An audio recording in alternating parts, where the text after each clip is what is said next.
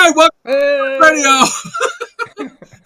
I'm Reverend Rich. This I'm is, Reverend Paul, and this and is we have Reverend Sonja Prince we have with us today. Sonja. Sonja. We are so blessed. This is our, what is this, our 32nd show, Paul? 32nd, right? Well, we are blessed. We have Sonja Prince. Did I say that right? Sonja. Sonja. Okay. Anyways, we have her as our guest today, and we are so blessed to have her. She's so awesome. We'll give you more details later, but would you pray us in? Okay, I think we start everything. We start our day with prayer, don't we? Prayer. Yep. So I just invite you to join me in consciousness as we recognize that power and that presence of God that is within us. No matter what you call it, the universe, spirit, it doesn't matter. There's only one. There's only one presence, one creative intelligence, one life that breathes all of us. And what I know about it is beautiful. It is love. It is the love that I am. And because I recognize that power and that presence within me, I recognize it in my two beautiful, beloved hosts here. And everyone in this big, wide universe, I recognize that oneness in all things, in all people, at all places. Things that are seen, things that are unseen. I recognize it. And I know that I am one with it. And I know that all is one with it. And so my awareness of this divine is that I know it's at the source of all good, my good, everyone's good. And what I know it is that it speaks through me. It speaks through all. And I'm so grateful for this opportunity to be here in community this morning. This is a divine show, a show that has come out of creation of the one through these beloveds. And I'm grateful to be here. And as we go through this beautiful prayer radio program, this show today, I know that it is blessed. And I know that it reaches the multitudes. And then they are blessed by the words that are spoken, by the hearts that can be felt. And so, with great thanks, I say, and so it is. And so it is. Well, this is prayer radio and prayers radio. Huh.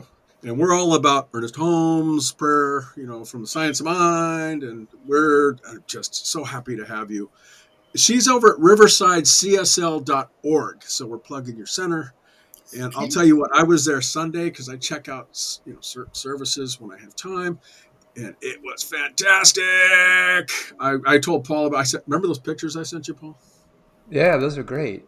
I sent him some pictures. So you guys were just fantastic. I was in there going, wow, this is really cool.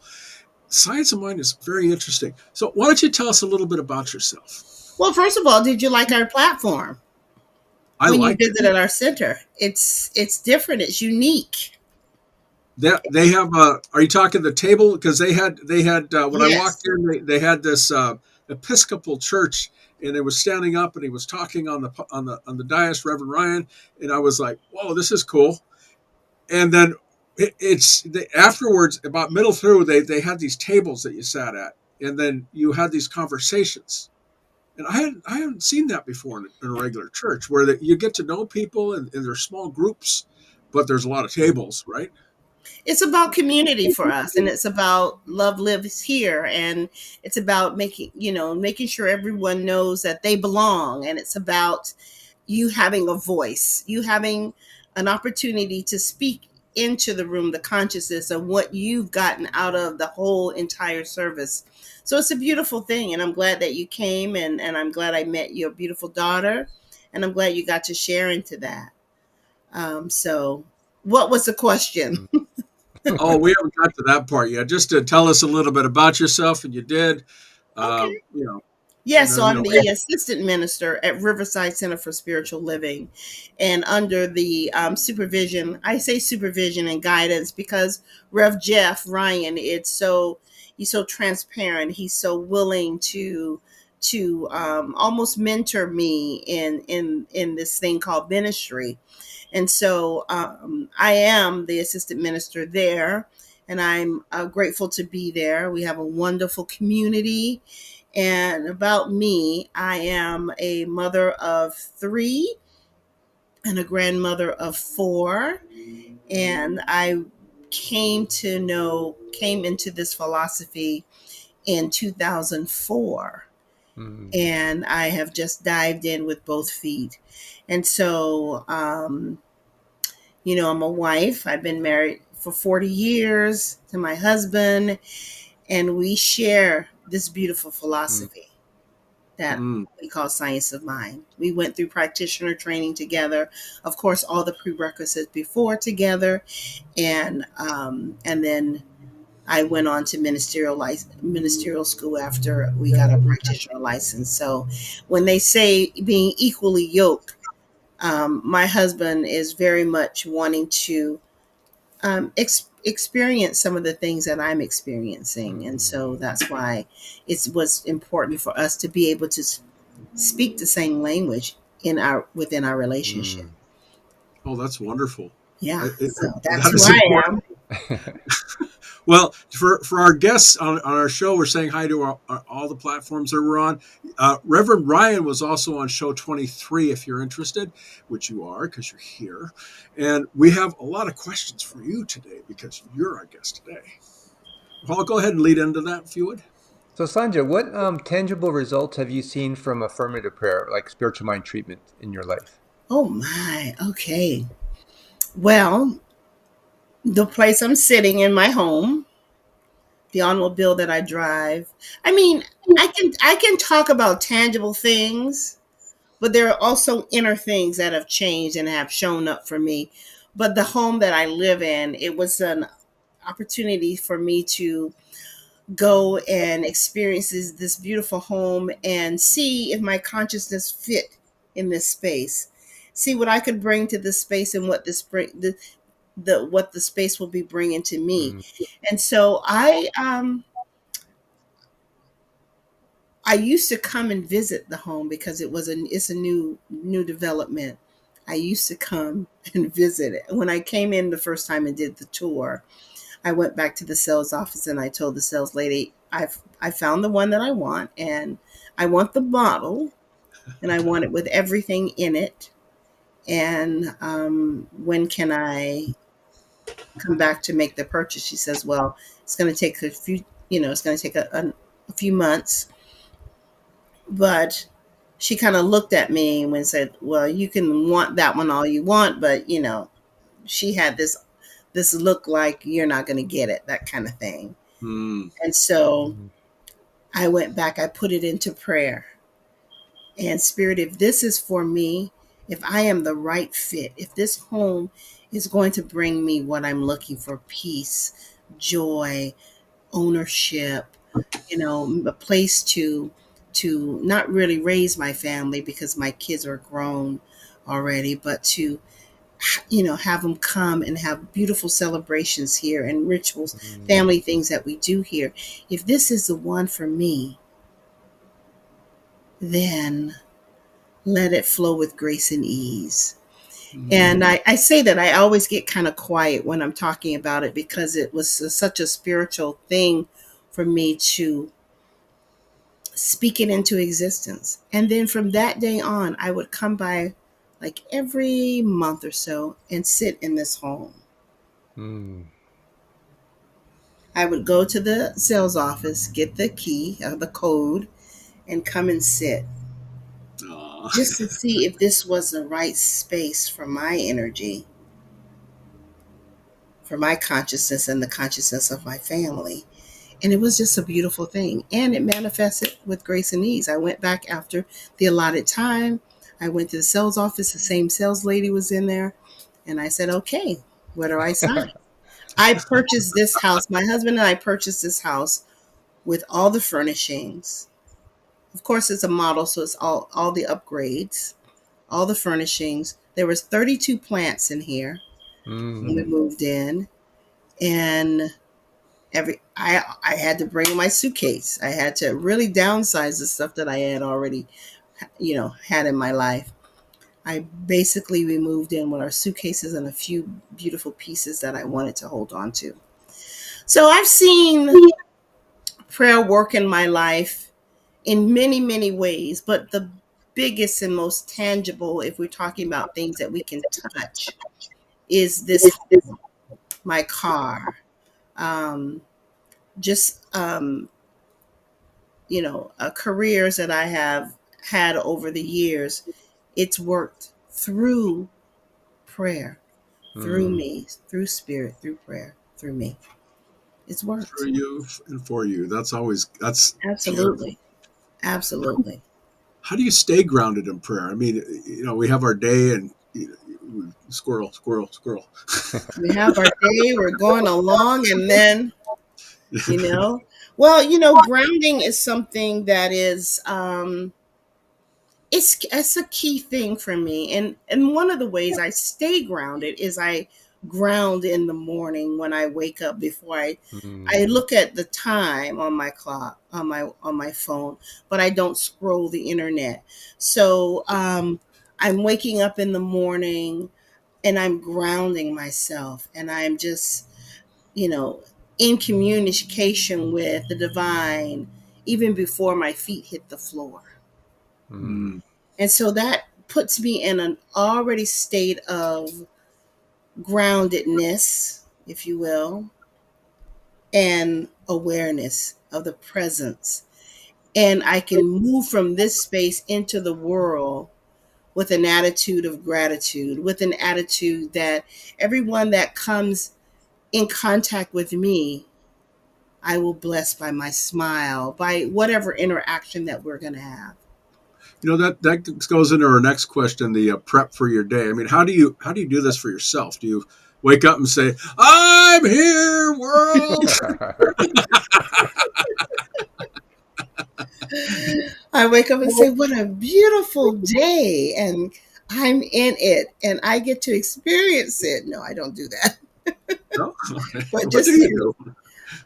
but, just making sure that I wake up and I ground myself, making sure I wake up with the presencing of spirit within me, and then one of the things that I do at 7:30 in the morning is my prayer partner calls. Mm. And we are in prayer together. What can I hold in prayer for you? She says to me. And I say the same thing to her. What can I hold in prayer for you today? As we, in the phone call. But right now we're reading. We just finished reading the Bhagavad Gita. And Mm. so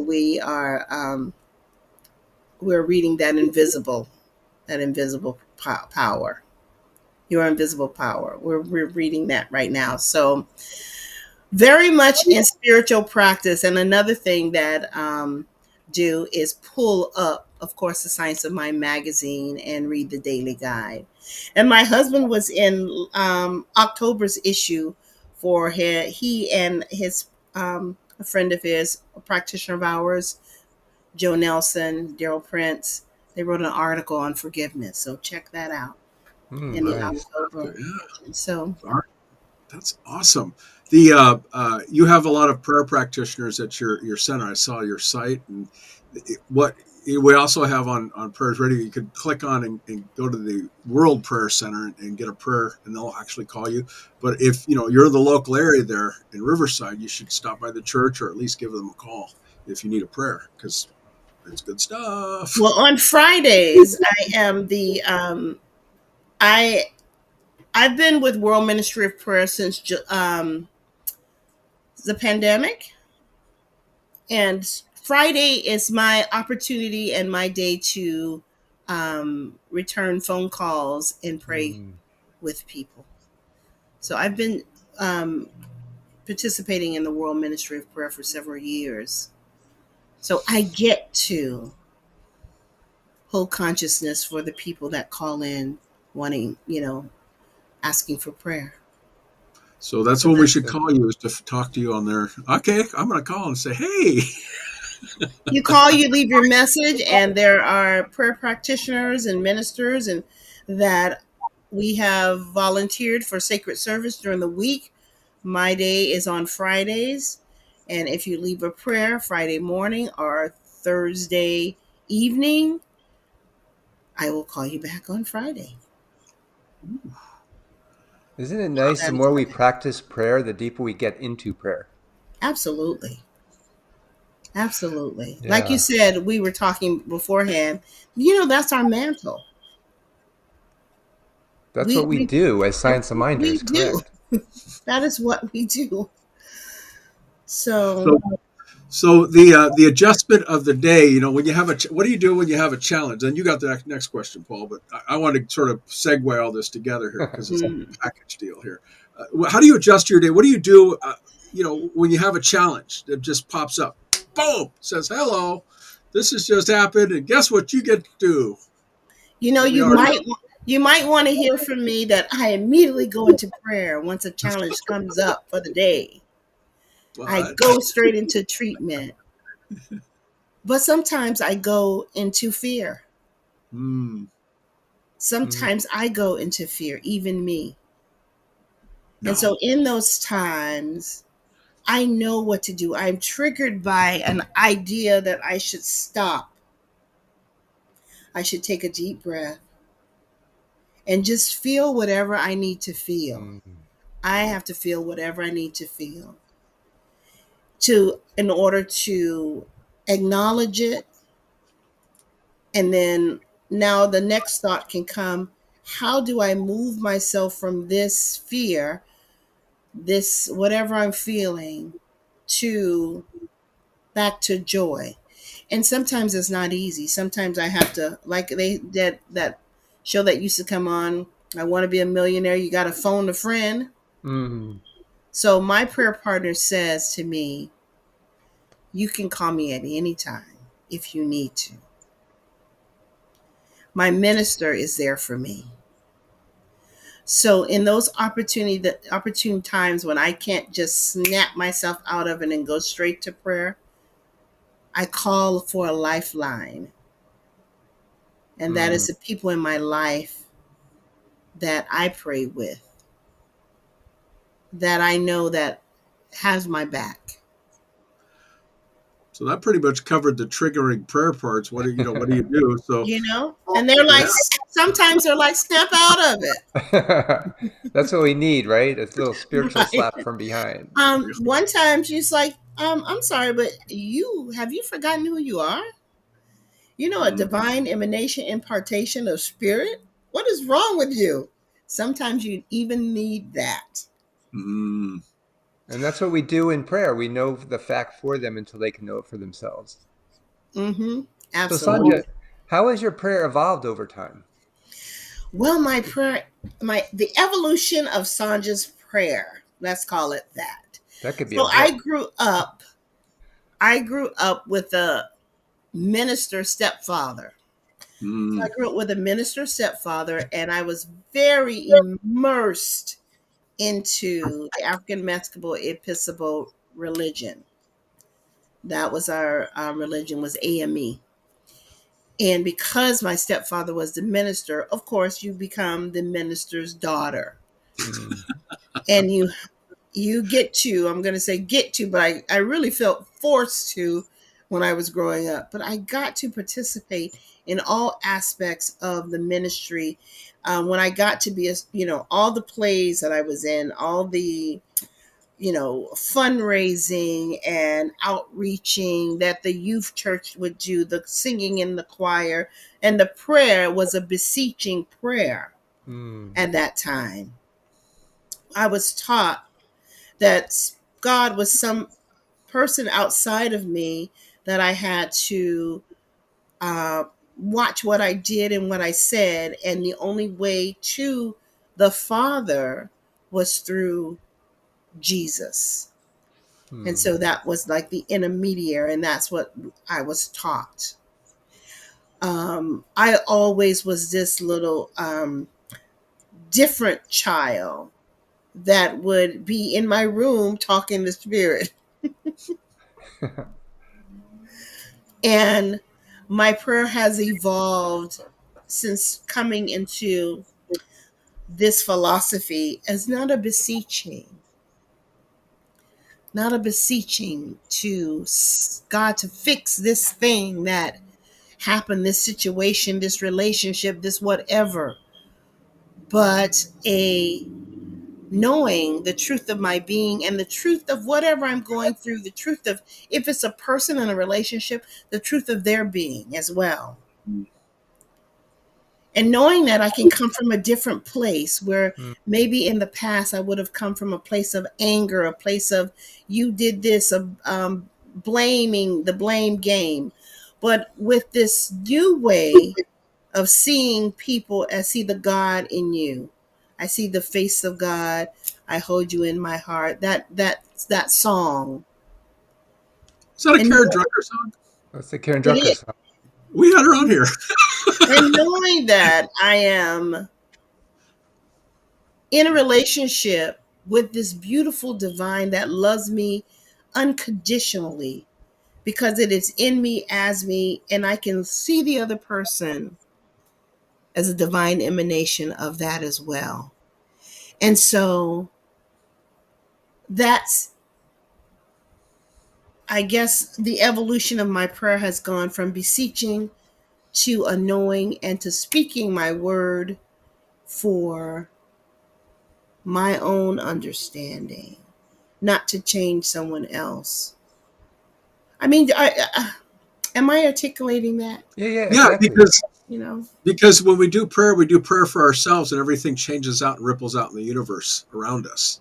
Mm-hmm. And we're the only person's mind. And correct me if I'm wrong, Paul. The only person's mind we're changing is our own, and with prayer. Mm. I think we've That's what we said do. this. We pray ourselves, right? Yeah, yeah, Yeah. and then the So, universe ripples out. Go so ahead. Right. Sonja, do you remember the first aha moment when you realized affirmative prayer works? Aha.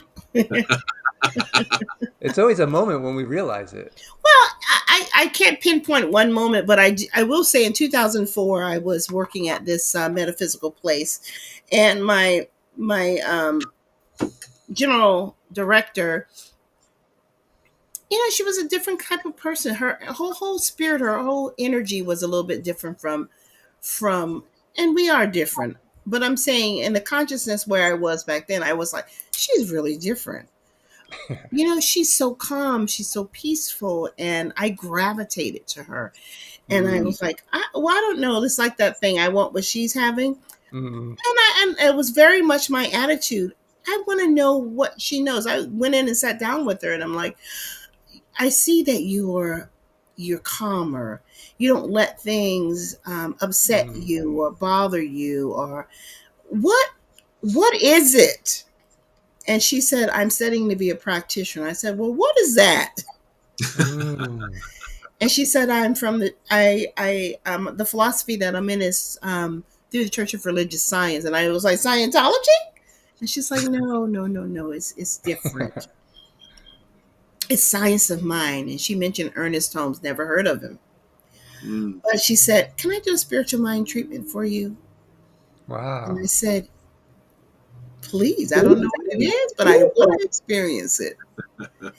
And so the aha moment, well, I don't know if it's the aha moment in prayer, but the aha moment for me is that there was this other way of thinking, Mm. and that the things that she shared with me, she was studying, and she's like, answer, help me study, so she did treatments on me quite often, and I got to look at her materials quite often. And I told my husband, I said, we're moving from here. I'm going to find a Science of Mind church, and we're going to move over there, because I had looked in my area and she told me where hers was quite a ways from me. And we did. I said, we are moving. We were living in Bellflower. We're moving from Bellflower to Menifee. And we did, and there was a Science of Mind church, and we showed up on Sunday. And I Wow. brought my husband in, and I brought my children in. So aha moment that it works is that, my husband is a beautiful man, but he grew up a little bit cynical around where the church is concerned. And he walked in, he loved it, loved it. He loved the new way of thinking. I am this divine emanation, impartation of spirit. I didn't know that. I thought that I was a sinner and fall short of the glory of God and all that stuff.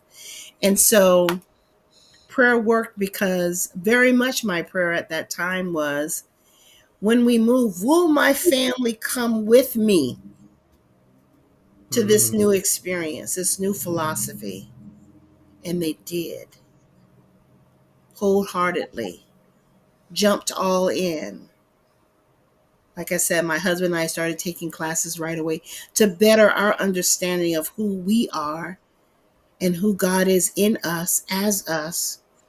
And so we could have the same conversations and come from the same thought, idea, even though, we're different people.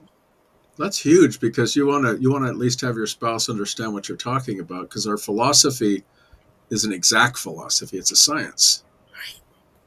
And when Our you children, explain, and my our children, children went to camp and took classes and had a wonderful teacher, Reverend Linda Overton, that instructed them and kept them engaged.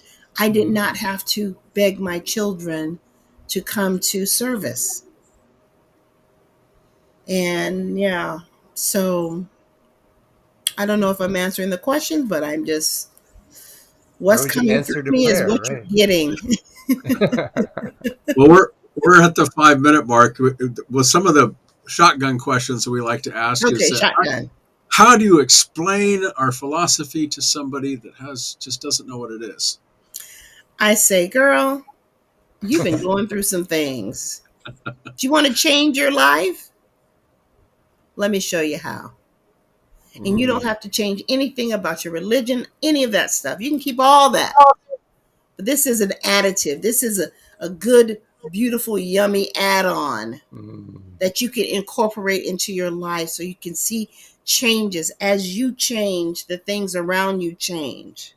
Your life begins to change. You begin to show up differently. You show up as your best self. You begin to see other people as a beautiful emanation, the face of God. And so you begin to act, walk, embody these principles, and walk different on this planet. And that might be a long way, and they still might say, what? What? But the question is, what are you willing to do to change what's happening in your life right now? So that's my question to them. I see you're going through some things this month and last month and the month before that. Do you think you're going to wake up tomorrow morning and things are going to be different? No. Okay. Do you want to do something about it? Yes. Let me introduce you to this Let's find some. philosophy. Yeah. Well, it's not. Do you believe in Jesus? We believe Jesus was a beautiful master teacher, and that the way he walked is the way we need to walk, with gratitude, with thanksgiving, with love in our heart, with knowing that we are one with the divine, and there's no separation. So, yes, we do. Right. Hey, do you have a favorite book that resonates with you from Ernest Holmes? Well, let's see. I would say Living the Science of Mind is pretty good. I love that one. It's practical, it gives you tools. And then this thing called you, because this thing called you is a life changer, is a life changer. Unity of all life, the law, all the things, the belief system.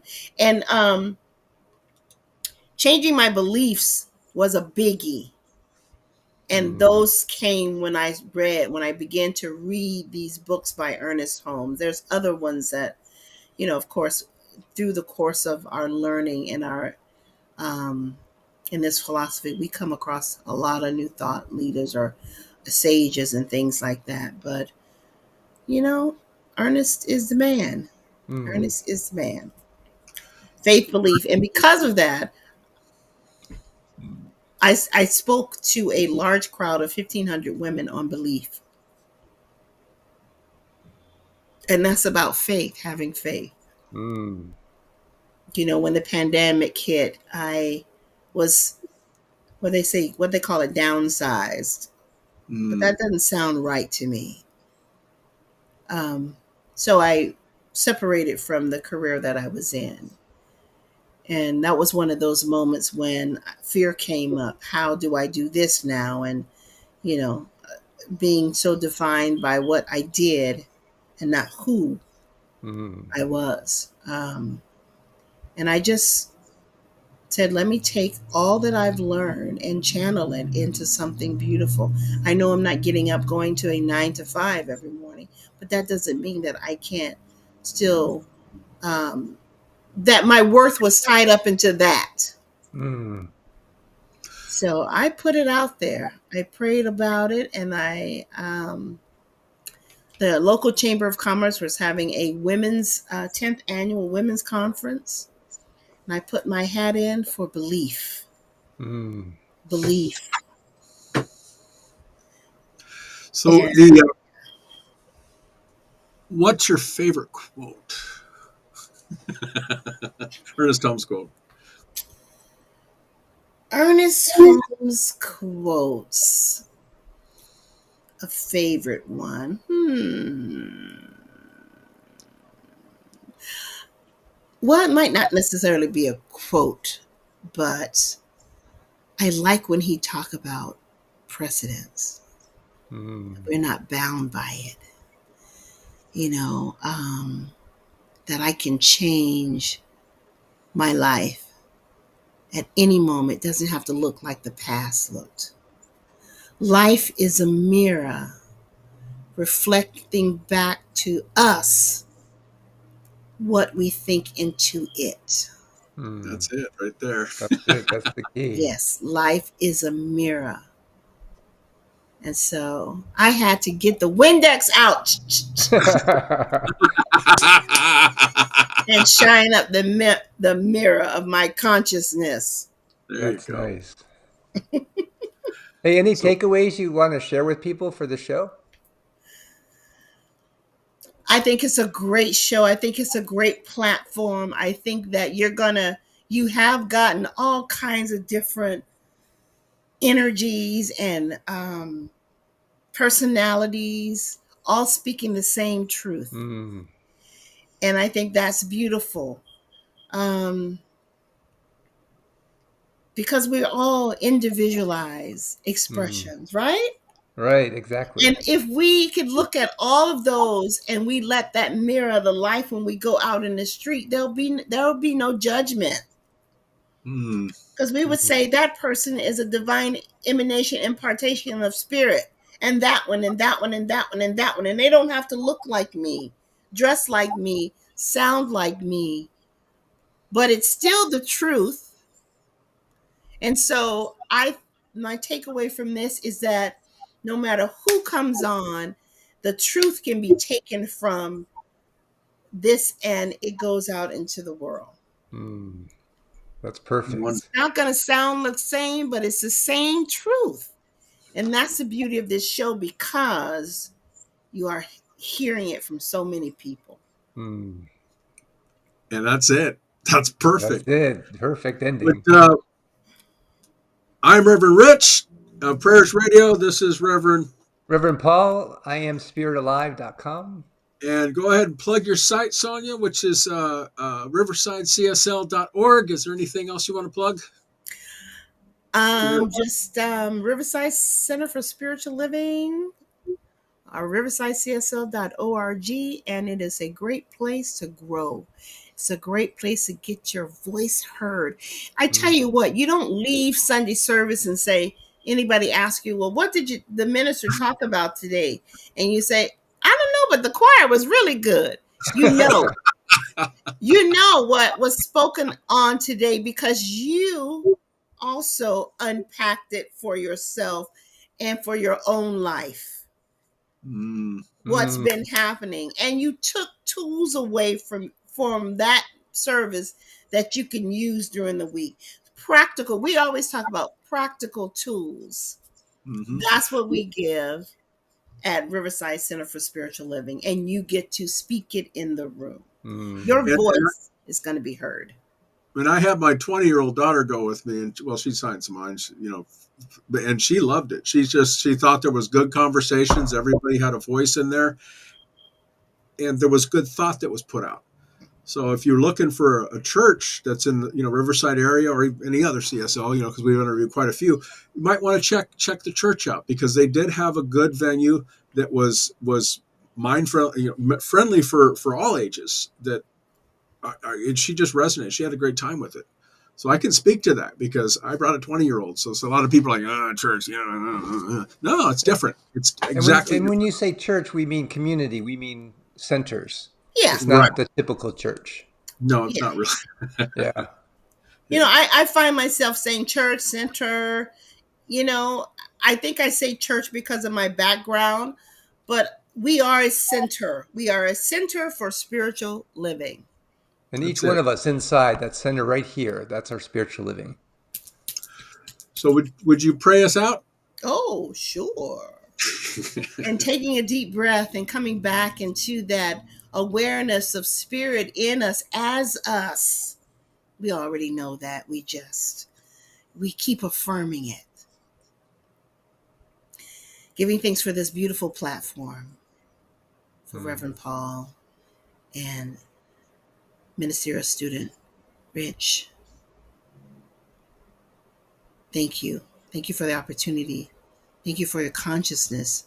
Thank you for putting this out on the airwaves for all to pick up and see at whatever time that is designed for them to see it. They will. And so knowing as we leave this room today, this platform, that our lives are blessed. It is richer for us being here, for us being in communication and community together. So with great gratitude, I say thank you, thank you, thank you. Thank you, God. Thank you, life. And so it is. And So it is. So we are Prayers Radio, and we will see you next week with a new Good to exciting. see you, Sonja. And remember to visit their site. The show notes will be at the bottom on all the different platforms they're on. And we're very grateful to have you, Sonja. Appreciate you. So everybody say bye. Bye.